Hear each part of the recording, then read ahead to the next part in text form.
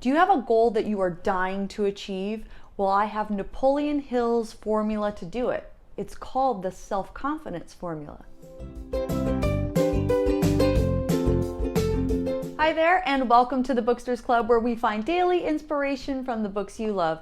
Today's featured book is Think and Grow Rich by Napoleon Hill, and today's inspirational thought comes to us on both page number 52 and 53.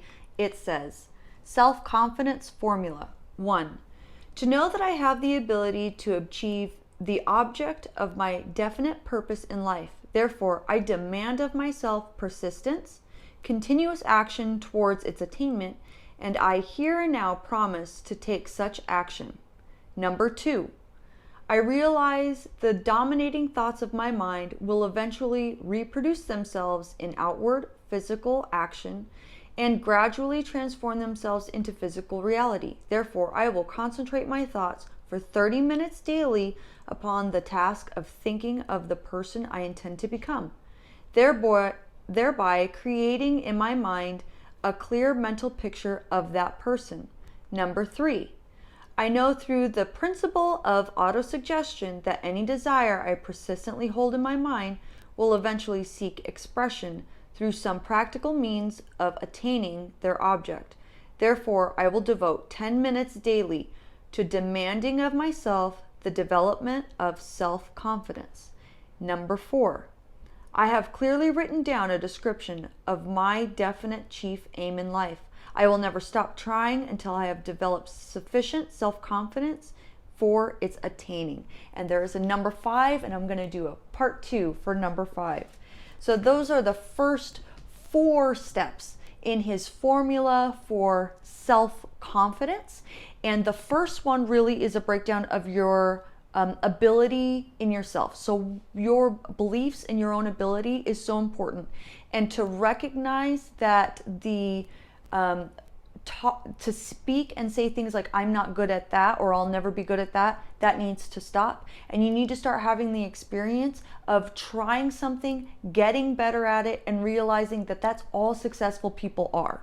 They've just done something over and over again, and now they're successful at it. They're not born that way. It's not something that you either have or you don't. And talent and skills and abilities are not just something that you're going to get overnight. It's something that you're going to work at. You're going to probably suck at in the beginning, and don't let that discourage you. It's something that you just get better with time, and that gives you confidence in your ability to do things. The second one is taking responsibility of your thoughts. So this one was really important because your thoughts are not just willy-nilly and you have no control over them. To take responsibility of your thoughts is to recognize and know that you do have not necessarily control over your thoughts, but that you have the control to engage in the thoughts that you're having. So to let the thoughts that don't serve you kind of fall by the wayside, and the thoughts that you want to cultivate, that you focus and you engage on those, which is the third one, and that is the autosuggestion part, where you fine-tune your thoughts. To recognize that our conscious thoughts come from our subconscious thoughts, and that's where we need to be putting good stuff in. If you're putting bad stuff in all the time, if you're just watching stuff for entertainment, if you're not really reading good books, if you're not edifying yourself or putting anything good in, it's going to be very difficult to expect anything good to come out of your subconscious. And that's really where your conscious thoughts are going to be coming from, is your subconscious. Fine-tune your subconscious thoughts with autosuggestion. I have another video on autosuggestion, and I have my own self-suggestion that I love. I'll put a link in the description for both those things. And then the fourth one is put your blinders on. Put those blinders on. This is where you don't care about what other people are going to say about what you're doing, or they're going to give you advice on how to do it differently. And really successful people get really narrow-minded and focused on that task at hand.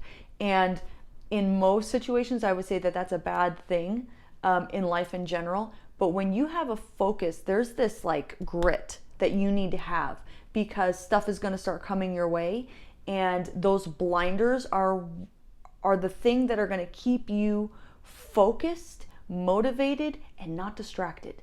And I think that is that little winning edge that successful people have is they don't get distracted by things. They just have that goal at hand. So there is a part 2. There is a final formula or step in his formula that I would love to share with you, but it takes a little bit more time. So if you had a different take on any of these first of the 4 steps, or a different part in this wonderful book, or a different book entirely that you think should be featured here on the Booksters Club, please let me know in the comments. Thank you so much for clicking the like button if you liked it, and subscribe if you're new, because I post new videos every single day. See you tomorrow, Booksters.